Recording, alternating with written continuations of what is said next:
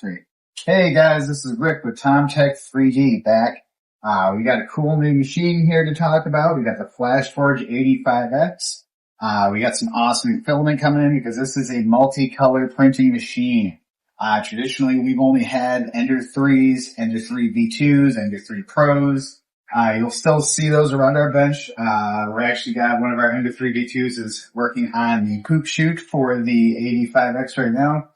We're working on a video just talking about like 5 things that we printed off first for our AD5X.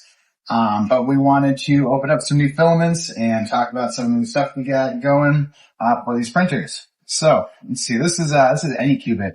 We wanted to just kind of fill out because we didn't have a ton of like colors kicking around. So we got, just the regular PLA from Anycubic so that way we can make some cool colored stuff and not, worry about the price. That's one of the great things about this PLA is just how inexpensive it is. The cost on it is very low, so we can kind of play with it, Cause we haven't done any multicolor printing before, and I know that even just from like the test prints and things like that, we are getting a lot of, the excess. And see if I can do this without spreading sharp little pokies all over my floor.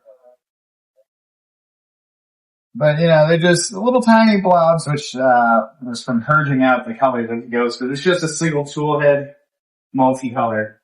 So I got like a little bin that we printed back there right now while the sheet comes out. So we got some awesome new filaments in from Anycubic. That's all of our PLA colors. And then, this is, let's see here.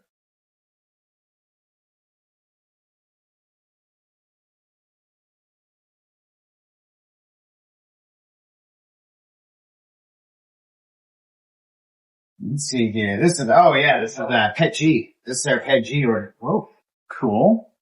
I haven't gotten one of these before. Sunlu had a double pack deal, and so I wanted to try out their red and blue. We had a ton of red already in stock, but they had a good deal on some red and blue. And I do like Sunlu's filaments, especially their PETG. That's worked pretty well for us on our Enders. We've got a green from them that we love from their PETG. So we wanted to try out. We got some more red from them. It's like a true red, and then some blue from them. So we're going to be trying that out. We use the PETG a lot for, like any of our impact rated stuff. We use PETG for, cause it's stronger. That was junk. You know how that one stayed stuck behind in there. Huh. So we use a lot of the PETG. It's very, very tough. Do like that. And then let's see here. We've got,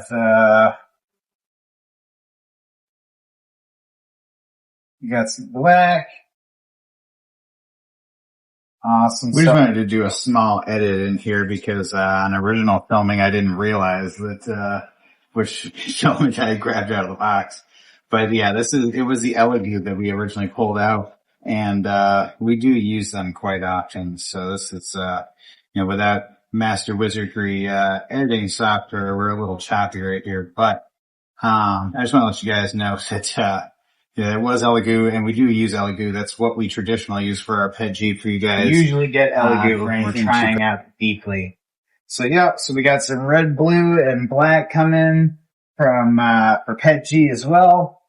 Yeah, and this is all to support the new AD5X printer. This thing does 4 colors with its IFS system. And we got it loaded up with white, red, black, and blue. Those are some primary colors right now. We're gonna do a Pokeball first. It's a cute little Pokeball. When you first set it up, it has you print this neat little Flash Maker coin or Flashforge coin. And so that's pretty neat. And it came with some cool stuff. We do have an unboxing video for it if you guys are interested in seeing that. But it came with some 3D printing adhesive. We usually don't use adhesive on anything else. We're going to use PETG on it. So maybe we'll wash some of the plates on our old Ender 3 Pros that we use for our PETG and try out that printing adhesive on there. But like I said, we've got the old Ender 3 V2 here still. We still love our Ender 3 series printers. They are great workhorses still for us. It's just we really wanted to get something new into the shop that did the multicolor and did some cool stuff. A few of our custom jobs we've been working on, because, traditionally with our custom work like that one up there, when we print it, we print it in 4 pieces, and then I have to primer it, sand it, paint it, stuff like that, glue it back together, try and make all the layer lines disappear. And so now we can print our pieces with the multicolor printer, strategically place our joint lines so you don't see them, and then it's going to make it a much faster process for us to be able to do the custom jobs that we do, making like logos or things like that. So, but before we jumped in on like a 12 to 15 hour print, we had to try and run something that was going to be a little more manageable, so I could make sure that we kind of had multicolor printing down first. To run the machine is very much so, you just put it together. It took me 21 minutes and I read the instructions, to put it together. But actually learning to multicolor print is a little bit different process for us. The quality on the machine out of the box is stellar, absolutely stellar. I love everything that's come off of it.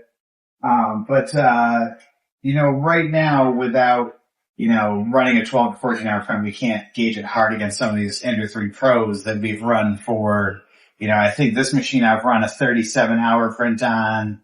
The V2 has run several 35 to 40 hour prints. So, we know what those Ender unit machines can do. But what we're curious about is the AD5X.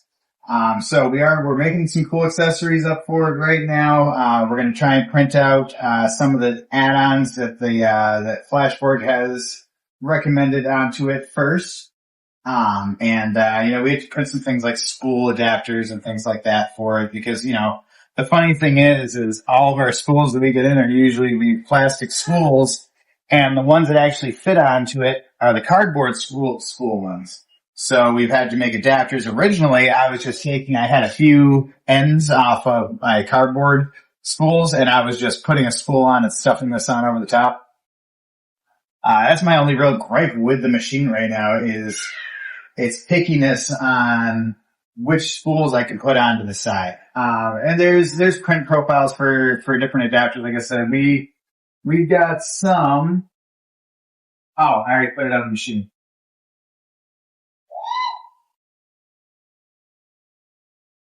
Like this.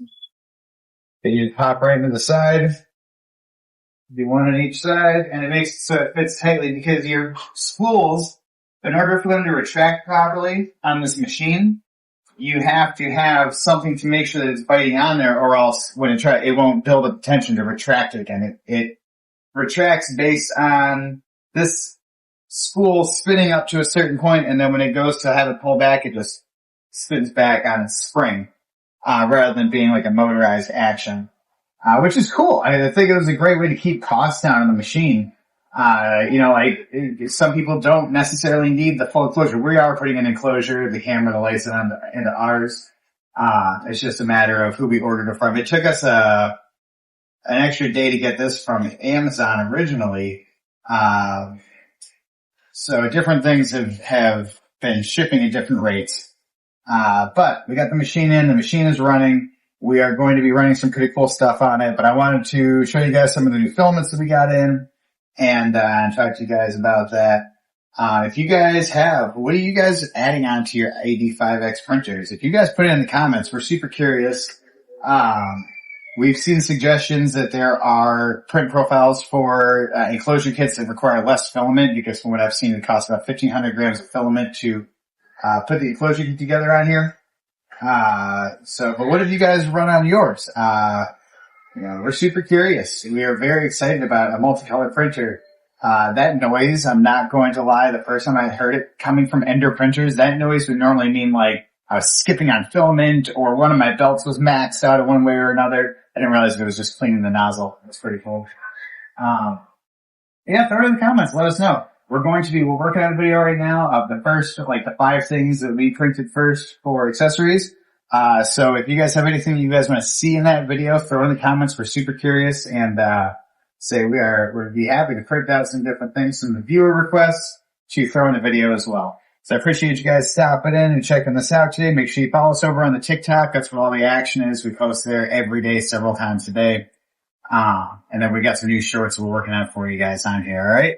So, yep. And then make sure you guys like, follow, and share. That way we can do more of these videos with you guys and we can show you guys, our small print shop adventure into getting into multicolor printing and some of the cool big structural stuff. Thanks for stopping in, guys.